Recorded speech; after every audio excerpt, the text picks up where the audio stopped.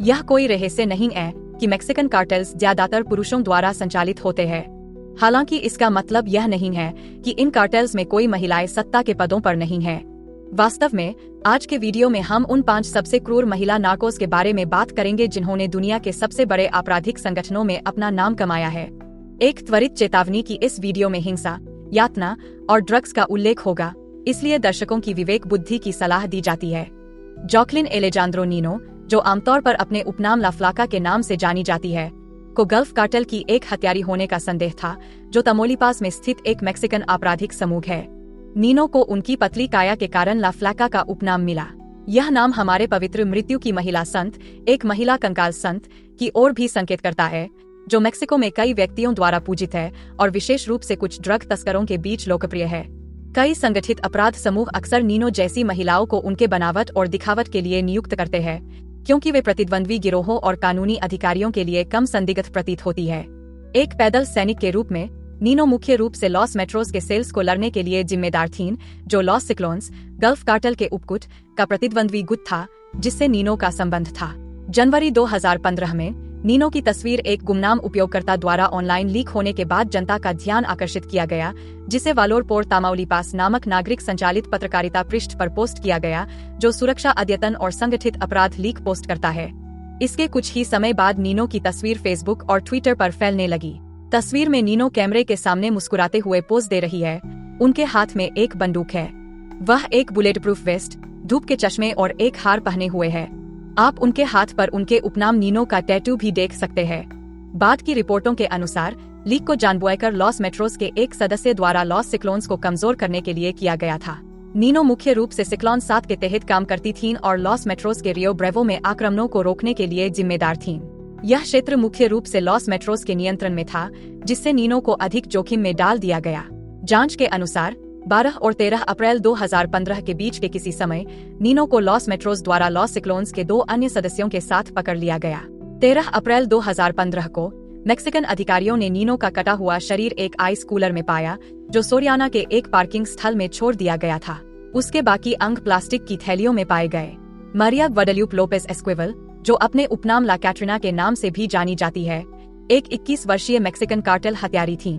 उनका उपनाम मेक्सिको के डे ऑफ द डेड से संबंधित महिला कंकाल आकृति को संदर्भित करता है। रिपोर्टों के अनुसार लोपेज को सीजेएनजी कार्टेल की प्रमुख हस्तियों में से एक माना जाता था। वह पहली बार 2017 में कार्टेल में शामिल हुईं, जब वह मिगेल LM2 फर्नांडिस, कार्टेल के एक अन्य प्रमुख सदस्य, के प्यार में पड़ गईं। उन्होंने LM2 के तहत कार्टेल में उन्नति की और एक शानदार जीवनशैली जी, जिसे वह सोशल मीडिया पर दिखाने से नहीं डरती थीं। विभिन्न पोस्टों में उन्होंने नकद राशि और स्वचालित हथियारों के रोल दिखाए। रिपोर्टों के अनुसार लोपेज कार्टेल में एक छोटे नेटवर्क का हिस्सा थीं, जिन्हें उनकी युवा दिखावट और सुंदरता के लिए पसंद किया गया था। अपनी शक्ति के चरम पर लोपेज के अधीन हिटमैन की एक टीम थी। वह कार्टेल की सबसे डरावनी सदस्यों में से एक भी थीं। वह हत्याओं, उगाही और अपहरणों का समन्वय करती थीं। वह सबसे अधिक अक्टूबर 2017 में राज्य पुलिस पर एक सशस्त्र अभियान के लिए जानी जाती है, जिसमें लगभग 13 पुलिस कर्मियों की जान गई थी। जनवरी 2020 में नेशनल गार्ड को लोपेज के ठिकाने की जानकारी मिली। उन्होंने उस सुरक्षित घर को घेर लिया, जिसमें वह अपनी हिट टीम के साथ रह रही थीं। लोपेज और उनकी टीम ने अधिकारियों पर गोलीबारी की। एक तीव्र गोलीबारी के बाद लोपेज को गले में गोली लगी। बाद में जब नेशनल गार्ड ने सुरक्षित घर में प्रवेश किया, तो उन्होंने एक खून से लथपथ लोपेज को सांस लेने के लिए संघर्ष करते हुए पाया। लोपेज को एक हेलीकॉप्टर में ले जाया गया, हालांकि उड़ान के कुछ ही मिनटों के भीतर उनकी मृत्यु हो गई। उनके प्रेमी LM2 को भी जल्द ही अधिकारियों ने गिरफ्तार कर लिया। मेलिसा मार्गरीटा काल्डेरोन ओजेडा, जो चाइना सुआरेज के नाम से भी जानी जाती है, का जन्म 1984 में हुआ था। काल्डेरोन को एक हिंसक कमांडर के रूप में जाना जाता था, जो सिनालोआ कार्टेल के तहत काम करती थीं। उन्होंने पहली बार 2005 में डमास्को कार्टेल नामक सिनालोआ कार्टेल के एक उपविभाग में शामिल होकर अपना नाम बनाया। निर्दयता और चालाकीपूर्ण रणनीति का उपयोग करके काल्डेरोन ने पदोन्नति की और अंततः 2008 में कार्टेल की एक कमांडर बन गईं। उनकी नई भूमिका ने उन्हें लापाज और कैबो सैन लूकस पर शक्ति का प्रयोग करने की अनुमति दी। उन्होंने जल्द ही हिंसा के लिए एक प्रतिष्ठा हासिल की। उन पर अपने संचालन क्षेत्र में हुई कई हत्याओं का भी संदेह था, जिसमें कम से कम 178 लोगों की जान गई थी। कार्टेल के ड्रग व्यापार का विस्तार करने में मदद करने के लिए काल्डेरोन ने रिपोर्ट के अनुसार पुलिस को रिश्वत दी और दुश्मनों का अपहरण किया, उनके टुकड़े टुकड़े किए गए शवों को उनके परिवार के दरवाजों पर छोड़ दिया। उनकी कमान ने उनके अधीनस्थों से अडिग निष्ठा अर्जित की। रिपोर्टों के अनुसार कैल्डेरॉन अक्सर अपने अधीनस्थों को कोकेन से भरे बैगों से पुरस्कृत करती थीं। 2014 में कैल्डेरॉन को कार्टेल नेता एल ग्रैंड द्वारा जबरन कमांडर के पद से हटा दिया गया। वही व्यक्ति उनके पहले प्रेमी एरिक डावलोस केनेब्रो की हत्या का जिम्मेदार भी था। जबरन इस्तीफे से क्रोधित होकर कैल्डेरॉन ने अपने अधिकांश अनुयायियों को साथ लिया और अपने पूर्व कार्टेल के खिलाफ युद्ध छेड़ने के लिए 300 लोगों को अपनी तरफ बुलाया। 2015 में कैल्डेरॉन को एक निजी विमान में भागने की कोशिश करते हुए पकड़ा गया। उन्हें 150 से अधिक लोगों की मौत के लिए जेल की सजा सुनाई गई। सैंड्रा एविला बेल्ट्रान, जिन्हें अधिक लोकप्रिय रूप से the queen of the Pacific के नाम से जाना जाता है, एक पूर्व ड्रग तस्कर है।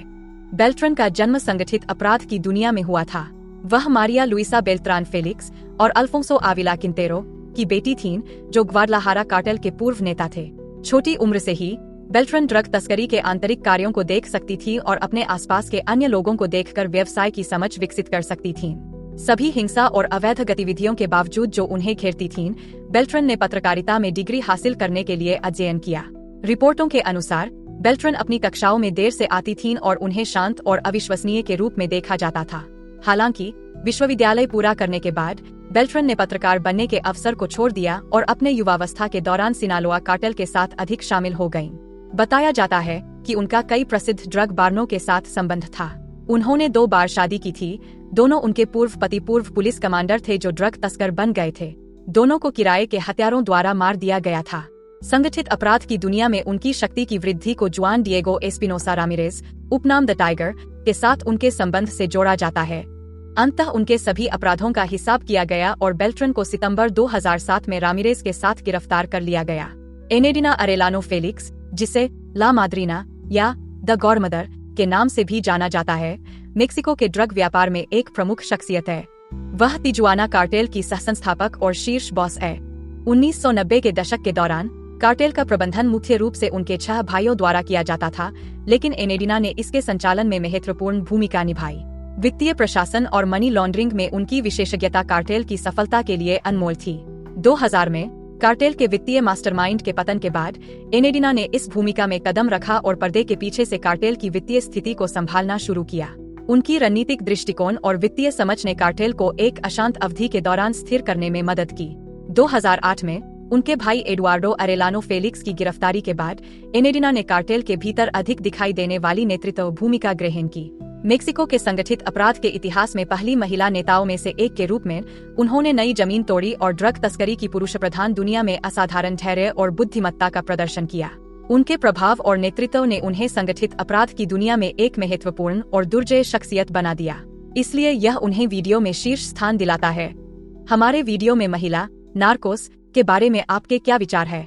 क्या आप हमारी रैंकिंग से सहमत हैं? अपने विचार नीचे कमेंट में बताएं।